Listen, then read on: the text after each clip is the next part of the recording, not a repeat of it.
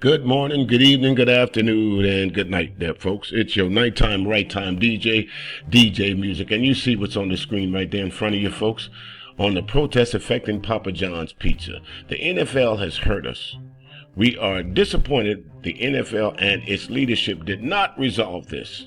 Leadership starts at the top, and this is an example of poor leadership. And that's, I won't try and pronounce his name, but you see the guy every Sunday on TV there, right in between the NFL games. Me personally, I haven't watched the NFL since this protest has started, so I really don't give a shit that whether Papa John's is losing money or not. I hope they do. I hope a whole lot more people that sponsor the NFL lose money, because that's the reason for a protest, to get you to pay attention. And just like Eddie Murphy said in Coming to America, it seems to me the only way to affect white people or to get them to start thinking about anything is to start hitting them in the pocket. This cat, the founder of Papa John's Pizza, John Sitznatter, or whatever it is, or however you pronounce his name. You understand now? Do you see what we're getting at? Again, I'm going to go all the way back to the original comments of Colin Kaepernick. He didn't say anything about the flag. If he did, it was mentioned in passing. He didn't say anything about the national anthem. If he did, it was mentioned in context. But what he did say, and what he so eloquently stated about the reason why he decided to take a knee, is because of the police brutality against African American citizens. Just this year alone, folks, since Colin Kaepernick took a knee, there has been 339 instances of white policemen killing unarmed black citizens, men, women, and children. Just think, if we had not taken stand back in the civil rights. Just think if Rosa Parks would have got up and said, fuck it, I'm going to the back. Just think if Medgar Evers would have said, fuck it. Just think if Martin Luther King would have said, fuck it. Just give me my job back and I'm going to shut up. Just think if Malcolm X would have said, fuck it. Where would we be? We can go all the way back to when there was actual slaves still running around this country. We can go back to the guy in Manassas, Virginia. Y'all know who I'm saying is John Brown, the great abolitionist who was white, by the way. We can go all the way back to Rosa Parks. What if all these folks said, fuck it?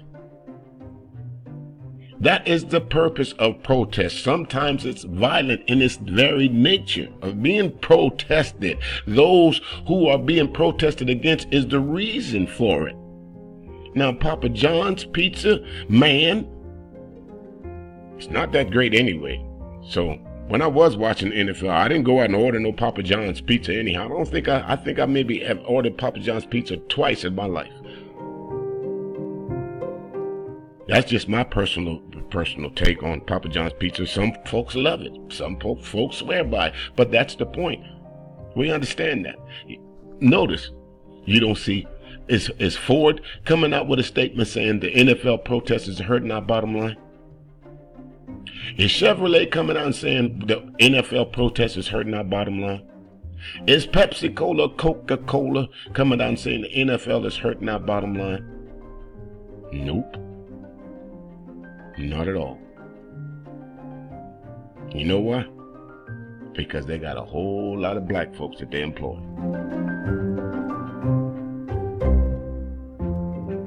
Papa John's, if you go look at the average citizen that works at Papa John's, he is a young Caucasian American, usually from the ages of from 17 to 25. But let's get to the crust of this, all right? Now, if it's hurting his bottom line, who stopped buying the pizzas really? Think about this. We are talking about a league that is 70% African American. So if the league itself is 70% African American, wouldn't that tend you to believe that the majority of the fans are African American as well? So what would make Papa John's or any other sponsor of the NFL think that their sales wasn't going to go down if we stopped buying, if we stopped going to the games, if we stopped patronizing your products, and if we start buying anything that's having to do with the NFL?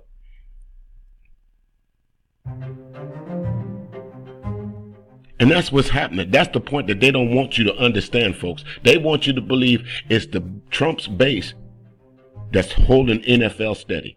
They want you to believe it's those people that believe that the flag is being disrespected, that the national anthem is being disrespected. It's supporting the NFL so much that they stop going to games, they stop buying the NFL jerseys. No, it's the other way around.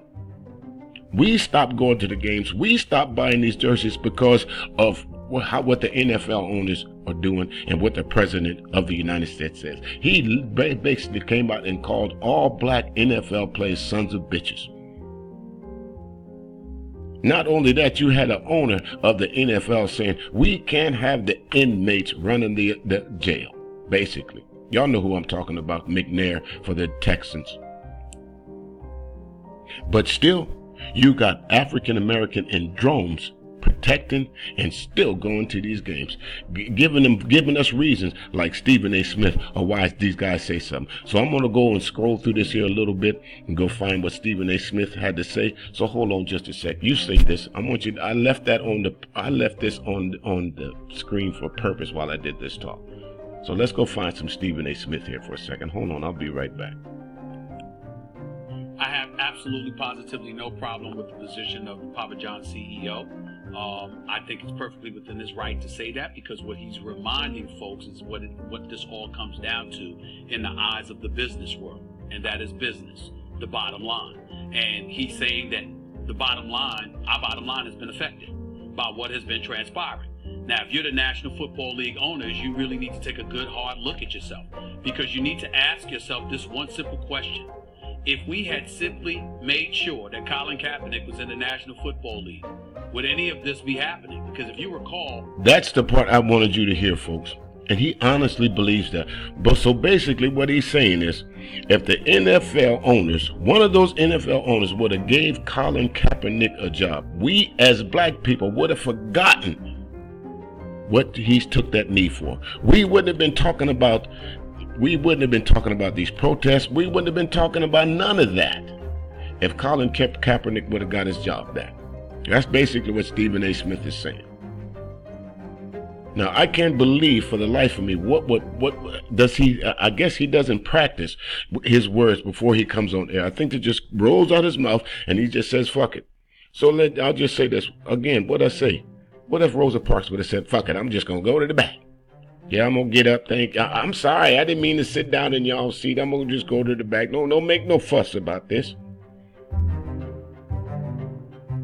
What if Martin Luther King would have stood up and said, I had a dream that I needed to sit my ass down, and one day none of us will ever get back to the table of talking about all men are created equal. I had a dream on this night.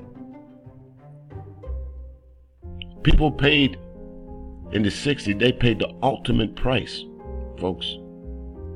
For me, this man, Stephen A. Smith, and for those of you who listen to these, for those of you who go on YouTube and use the internet at any time you want to, those men in the 60s, they paved the way for us to do shit like this. To have an opinion. To be able to collectively get together and say something in this country is not right, and what can we do about it? Sometimes a movement starts with one person. 50 years from now, when we look back in the history books, I guarantee it, Kaepernick's name will be in it. But I don't think you'll see Stephen A. Smith's name in it anywhere. Let's listen to some more of this, Uncle Tom. Colin Kaepernick kneeled.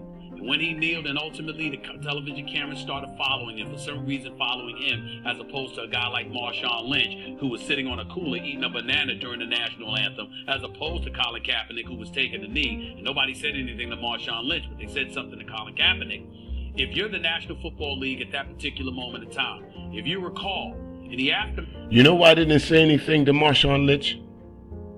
Because he wasn't a soft target. That's why.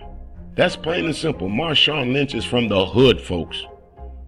Whereas they looked at Kaepernick as a soft target. They felt that Kaepernick would have folded under pressure. They felt that since Marshawn Lynch was from the hood, he probably would have connected with his people a little bit more than if they would have went and said something to him.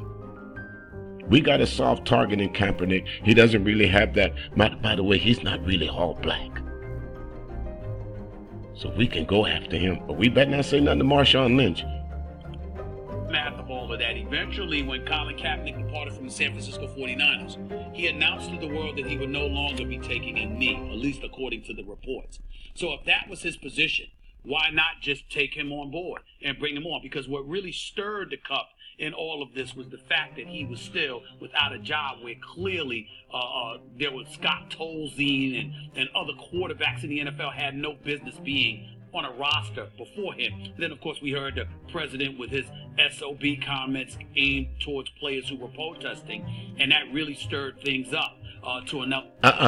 That's enough. I got to wrap this up here pretty soon here, folks. So let's talk about this. You damn right. That did stir things up when 45 came out there and said, for those that don't want to stand, get them off the field. Get them son of a bitches off the field. First of all, you called a grown-ass man the son of a bitch, and then you disrespected his mother on top of that. But that's all right for the 45, the president of the United States, to say. Not only that, you get a owner owner says, we can't have the inmates running the prison, referring to his players as criminals, as common everyday criminals locked up in jail. But still, y'all want to complain about whether Papa John's is losing money. Fuck Papa John's. Let him. I could give a damn if every store that he has closes up. I could give a fuck. I can make my own pizza, and it'll probably be a hell of a lot better than Papa John's pizza. When you got coons like this. And y'all know who I'm pointing at right in front of us, because Stephen A. Smith has said a whole lot more, not in defense of black people, but in detest of black people. I'm not going to come at him and say he got a black mama, black sister, whatever, because none of that has to do with it. He's responsible for his own words. His family is not responsible for him. But I bet that's a hell of a Thanksgiving Day conversation when he goes back home. I bet. Now, from you, Mr. Papa John's, hey, the bottom line to the protest is as simple as this is. In order to constitute change, sometimes we have to protest. If the country itself had not been protesting being taxed by the British, we wouldn't be here talking. If women had not protested about being able to vote, they wouldn't be out voting.